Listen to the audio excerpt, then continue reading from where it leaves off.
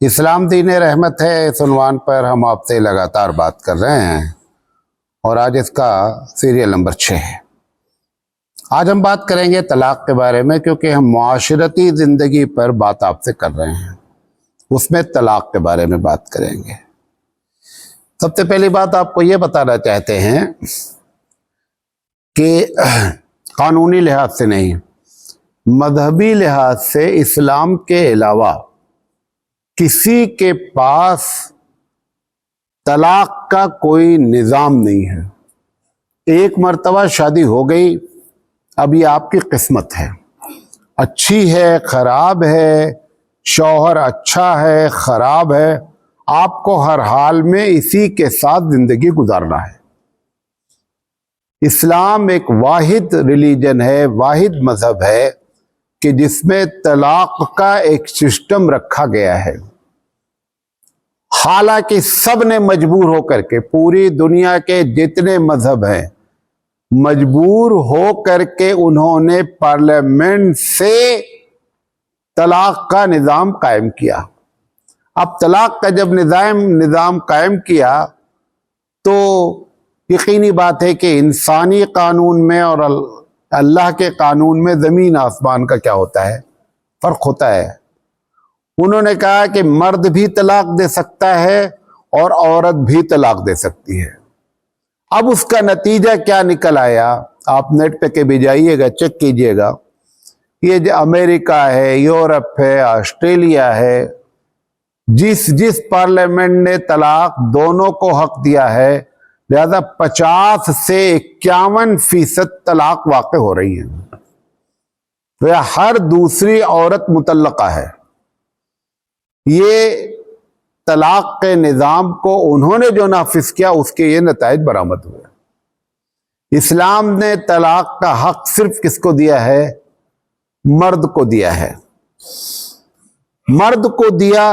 مجھ سے، میں جب وہاں دبئی میں تھا، پڑھاتا تھا، تو ہماری پرنسپل نے کہا کہ ہم نے ایک سوال کیا 12ویں جماعت سے کہ طلاق جو مردوں کو حق دیا گیا ہے، یہ اللہ تعالیٰ کی بڑی رحمت ہے۔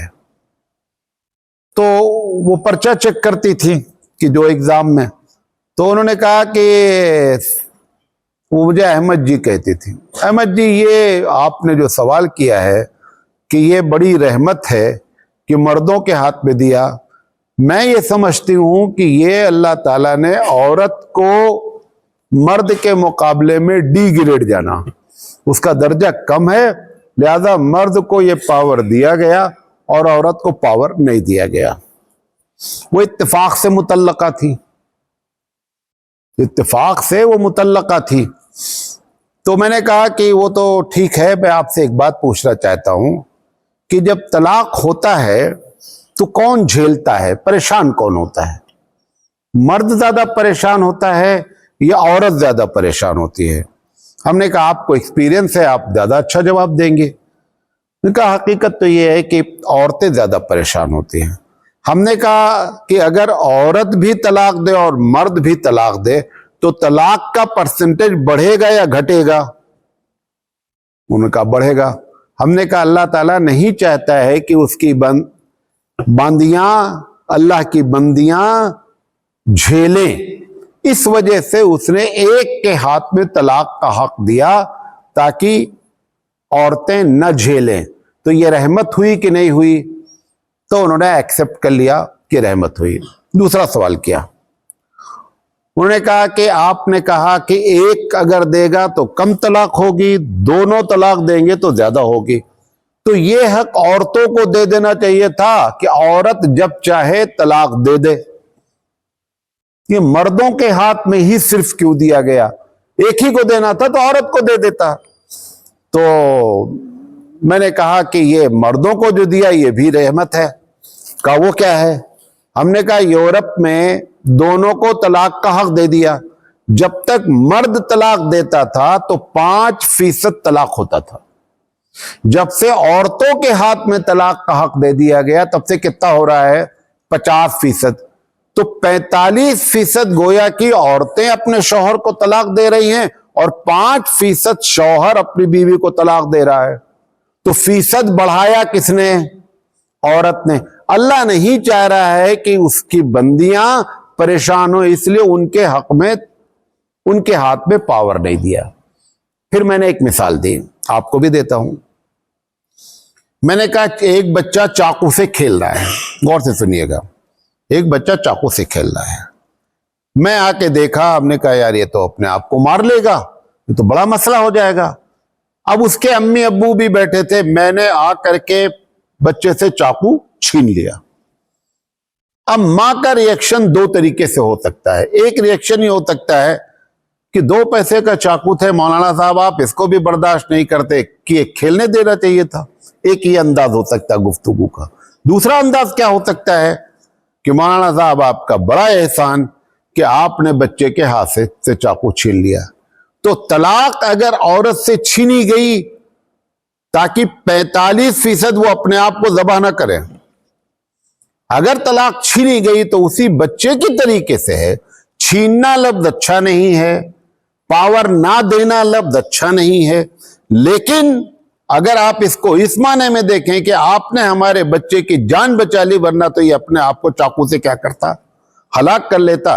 तो आप चाहे शुक्रिया के तौर पे बात करें और दूसरे अंदाज में बदमाशी करना है तो ये कह दे कि 2 पैसे का चाकू था और मौलाना साहब आप उसको भी बर्दाश्त नहीं कर सके, तो वो एकदम सरेंडर हो गई। और पूरे स्कूल में 70-80 का स्टाफ था, सब, चूंकि वो प्रिंसिपल थी, बहुत ही अच्छी और बहुत ही शार्प औरत थी, बहुत तेज। सब लोग उनसे गुड मॉर्निंग, नमस्ते जो भी बोलते थे सुबह। मैं वाहिद आदमी था कि वो मुझसे कहते थे सिराज साहब गुड मॉर्निंग। तो टीचर ने पूछा कि सारे टीचर आपको सलाम करते हैं और आप सिराज सर को सलाम करती हैं, तो उन्होंने कहा इसके पीछे बड़ी बड़ी कहानियां हैं। फिर उन्होंने एक दिन स्टाफ पे बताया कि ये इनको आप टीचर नहीं जाने, ये इस्लाम के बारे में ऐसी बातें करते हैं कि सामने वाले को मुतमईन कर देते हैं। लिहाजा तलाक का निजाम ये खुद एक रहमत है। जिंदगी हमारे अकीदे के मुताबिक मुसलमानों के एक मर्तबा मिलती है या कई मर्तबा? एक मर्तबा। एक मर्तबा जिंदगी मिली है और उसमें यह कह दिया जाए कि ये बीवी या ये शौहर जो तुम्हारे हिस्से में आया है, हर हाल में इसी के साथ जिंदगी गुजारना है। पागल है तो भी तुम्हारी बीवी है, बर्स की बीमारी का मर्द है वो मर्द को तो भी तुम्हारा शौहर है। तो ये तो बड़ा जुल्म हो गया ना। खैर गलती हुई कि शादी हो गई, लेकिन अब गलती से निपटाने का भी कोई ना कोई तरीका होना चाहिए। इसलिए इस्लाम ने तलाक का निजाम रखा। चूंकि तलाक जाती तौर पर अच्छी चीज नहीं है, लिहाजा ये बात बता दी गई कि तलाक अल्लाह को, सोसाइटी को, किसी को पसंदीदा नहीं है। लेकिन अगर 2 आदमी लड़ाई करने लगे, 2 दोस्त, और मेरे पास आवे कि इस मसले का हल बताइए, तो आखिरी हल ये है कि भैया तुम अपनी जगह खुश रहो, तुम अपनी जगह खुश रहो, अपनी दोस्ती खत्म कर दो, दोनों अपनी अपनी जगह खुश रहो। ये अच्छा मशवरा है या नहीं है? हम ये बोले नहीं, एक मर्तबा तुमने दोस्ती कर ली, चाहे तुमको ये मारे, चाहे तुमको काटे, चाहे तुमको गाली दे, चाहे तुम्हारे खिलाफ, हर हाल में दोस्ती बरकरार रखना है। ये फैसला अच्छा है या वो फैसला अच्छा है कि तुम अपनी जगह खुश रहो, ये अपनी जगह खुश रहें? तलाक में यही किया गया ना कि नहीं बन रही है तो भैया तुम अपनी जगह खुश रहो, हम अपनी जगह खुश रहें। लिहाजा तलाक एक बहुत बड़ी नेमत है अल्लाह ताला की। बात मेरी समझे? नंबर 2, 3 तलाक, ये दूसरा सवाल है कि 3 तलाक नेमत है। ये भी आपको 3 मर्तबा जब तलाक देता है तो जुदा होती है औरत। सवाल ये है कि ये 3 क्यों रखा? 10 रख देता, 15 रख देता, ताकि तलाक न वाक़े हो। असल में ये जो 3 तलाक रखा गया, इसके पहले अरबों में क्या होता था? इसी को कुरान ने कहा कि तलाक मर्रतान। करते क्या थे अरब लोग अय्याम जाहिलियत में कि बीवी को तलाक दे देते थे। तलाक दे करके कुछ दिन तक छोड़ देते थे, फिर उनसे निकाह कर लेते थे, कहते थे फिर हम मियाँ बीवी हो गए। پھر اس کو لٹکا دیتے تھے. ایسے اس کو ستانے کے لیے لگاتار طلاق دینا پھر نکاح کر لینا، طلاق دینا پھر نکاح کر لینا. وہ اگر چھٹکارا بھی چاہے بیچاری تو کوئی شکل نہیں ہوتی تھی، کیونکہ وہ کہہ دیتے تھے میری بیوی ہے. ہمیشہ رجوع کر لیتے تھے، 1 2 3 4 5 10. تو عورت کے اوپر ظلم ہو رہا تھا. اس لیے اسلام نے کہ اگر تم کو طلاق دینا ہی دینا ہے تو زیادہ سے زیادہ 2 مرتبہ آپ رجوع کر سکتے ہیں، اس کو لٹکا نہیں سکتے بیوی کو. بھئی ہمارے دیش کے پی ایم صاحب ہیں ماشاءاللہ، بہت اچھے آدمی ہیں. بیوی کو انہوں نے الگ کر رکھا ہے اور بات کرتے ہیں کہ عورتوں کے ساتھ اچھا برتاؤ ہونا چاہیے. کیسے ہو پائے گا؟ بھئی سب سے پہلے جو بول رہا ہے اس کو اچھا برتاؤ کر دینا چاہیے. دیکھو طلاق دے کے چھوڑ دیں، اچھا طلاق بھی نہیں دے رہے ہیں، طلاق دے دیتے اب تک تو بیچاری اپنی جوانی میں کسی دوسرے سے کیا کر لیتی؟ شادی کر لیتی. طلاق بھی نہیں دیا جا رہا ہے، بیوی بھی کمپلیٹ نہیں مانی جا رہی ہے، اور اس کو پوری زندگی اس کی جوانی کو کیا کر دیا گیا؟ برباد کر دیا گیا. اسلام نے اس لیے کہ آپ زیادہ کھیل نہیں سکتے عورت کی زندگی سے. 1 مرتبہ طلاق دے دیا ٹھیک ہے، آپ رجوع کر لیں. دوسری مرتبہ طلاق دے دیا آپ رجوع کر لیں، لیکن تیسری مرتبہ اگر طلاق دیا تو اب رجوع کے کوئی چانسز نہیں ہیں. اس لیے 3 طلاق پر فائنل ہو جانا یہ خود اللہ تعالیٰ کی طرف سے اس دین میں بڑی رحمت کی بات ہے. ورنہ اس کو لٹکاتے رہتے تھے، عورت کی زندگی کیا ہوتی تھی؟ اجیرن ہو جاتی تھی. تیسری چیز طلاق رجعی. طلاق رجعی کیا ہوتی؟ 1 طلاق. یہ تو ہم لوگوں کی نااہلی ہے کہ ہم نے عوام الناس کو یہ بتایا ہی نہیں. بہت شاید کسی ممبر سے یہ آواز اٹھائی گئی ہو کہ طلاق دینے کا سنت طریقہ کیا ہے. سب مردوں کو یہ معلوم ہے کہ جب تک 3 مرتبہ نہیں بولیں گے تب تک نہیں چھوٹے گی. یہی ان کو معلوم ہے، نکاح سے پہلے یہ معلوم ہے. ابھی نکاح نہیں ہوا ہے، اس سے پہلے یہ مسئلہ ان کو معلوم ہے کہ 3 مرتبہ جب تک طلاق نہیں دیں گے تب تک بیوی نہیں چھوٹے گی. حالانکہ سنت طریقہ یہ تھا، چھوڑنا ہی ہے، نہیں رہنا چاہتے ہیں، 1 طلاق دے کر کے 3 مہینے تک شانتی سے بیٹھے رہو، اپنے آپ بیوی جدا ہو جائے گی. دوسری اور تیسری طلاق دینے کی ضرورت ہی نہیں ہے. دوسری تیسری طلاق 2 ہی نہیں. فائدہ اس کا کیا ہے؟ فائدہ اس کا یہ ہے کہ اگر 1 طلاق دینے کے بعد 3 مہینہ گزر گیا اور شوہر نے اس کو اپنی بیوی نہیں مانا، دینے کے بعد اگر پچھتاوا ہو رہا ہے اور 3-4 مہینے کے بعد ہوش آیا حضرت کو کہ یار یہی بیوی ہمارے لیے سب سے اچھی ہے، تو آپ دوبارہ نکاح کر لیجئے. 2 طلاق تو ابھی تمہاری پاکٹ میں بچا ہوا ہے نا، لہذا آپ اس سے نکاح کر لیجئے، پھر میاں بیوی رہیے. اس لیے طلاق رجعی خود ایک بہت بڑی کیا ہے؟ نعمت ہے. میں بھئی دبئی کی بات بتا رہا ہوں کہ ہم لوگ بیٹھتے تھے سٹاف روم میں، تو ہائیلی کوالیفائڈ بعض پوری دنیا کے ٹیچر ہوتے تھے. اللہ کا فضل، ہم سارے کوالیفیکیشن کو قرآن کے علم کے مقابلے میں کچھ نہیں سمجھتے. قرآن کا علم ہی اصل علم ہے، بقیہ سب کیا ہے؟ اس کے نیچے ہیں. سارے بیٹھتے تھے بہت ہائیلی. تو ایک لیڈی تھی، انگلش پڑھاتی تھی، پی ایچ ڈی تھی. تو کہنے لگی کہ سراج بھائی آپ لوگ جب چاہیں تو عورت کو چھوڑ دیں، یہ کیا آپ کے ہاں ہے؟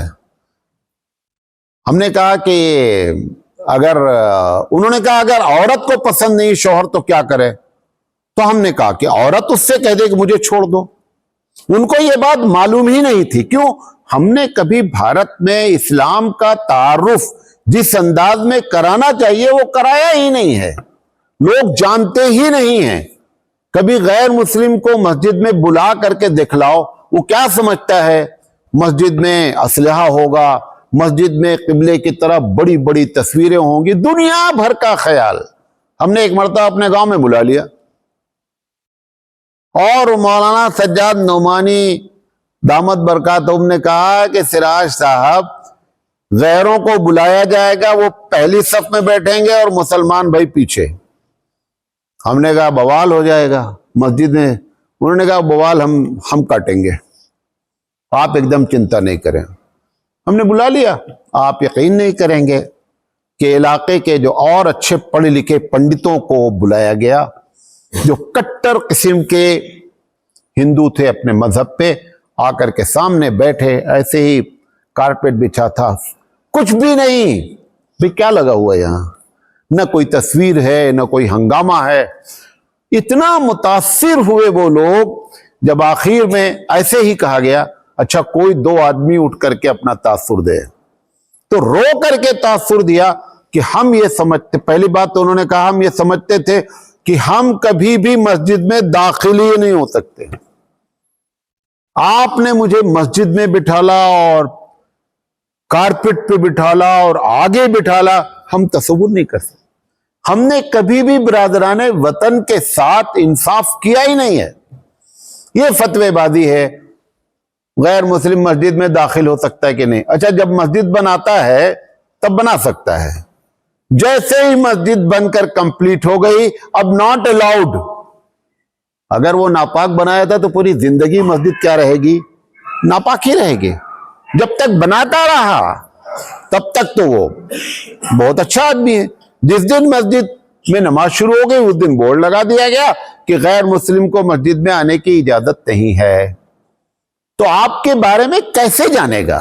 تو جب میں نے ان سے کہا اس صاحبہ سے کہ عورت اگر نہیں پسند کرتی شوہر کو, وہ عورت شوہر سے کہہ دے کہ مجھے خلا دے دو, مسئلہ حل ہو جائے گا. ایسا نہیں ہے, دونوں طرفہ مسئلہ اللہ نے حل کیا ہے کیونکہ یہ دین رحمت ہے. آخری بات, پوری دنیا میں بیوہ کو شادی کرنے کی اجازت نہیں ہے. مطلقہ ہو گئی, تمہاری قسمت پھوٹ گئی, تمہارا شوہر مر گیا, پاگل ہو گیا, بھاگ گیا, کچھ بھی ہو گیا, اب زندگی میں شادی نہیں ہو سکتی تھی. بھارت میں تو ایسا رواج تھا کہ شوہر کی چتا کے اوپر وہ زندہ جلائی جاتی تھی, وہ بھی زندہ اسی پر لٹائی جاتی تھی. کس پر؟ اس شوہر کو جب جلایا جاتا تھا جو مر گیا تھا اس کو ستی پرتھا کہتے تھے, اور اس عورت کو زندہ جلنا پڑتا تھا کیونکہ اب بیوہ عورت کو زندگی گزارنے کا کوئی بھی ادھیکار اور اختیار نہیں ہے, لہذا اس کو جلا دیا جاتا تھا. یہ اسلام دین رحمت ہے جس نے کہا کہ اتنی مدت تک کے بعد 4 مہینہ 10 دن تمہارے شوہر کا انتقال ہوا ہے, اس کے بعد آپ XYZ ہیں, جس سے چاہیں شادی کر لیں. آج بھی ہم بھی متاثر ہیں, بیوہ عورت صرف سفید کپڑا پہنے گی. کہاں لکھا ہے بھائی؟ ان کے یہاں تو ٹھیک ہے, ہم ان کے مذہب کے بارے میں, لیکن یہ دین رحمت ہے. 4 مہینہ 10 دن کے بعد وہ عام عورت کی طرح زندگی گزارے گی, کسی قسم کی کوئی اس کے اوپر پابندی نہیں ہوگی, جس سے چاہے وہ شادی کر لے, شادی کر سکتی ہے. لہذا طلاق ہو, طلاق کے بعد کا نظم ہو, سارا کا سارا دین رحمت پر مکمل دلیل رکھتا ہے. اس لیے یہ ٹاپک رکھا گیا کہ آپ کو معلوم ہونا چاہیے کہ اسلام دین رحمت ہے. وآخر دعوانا ان الحمدللہ رب العالمین.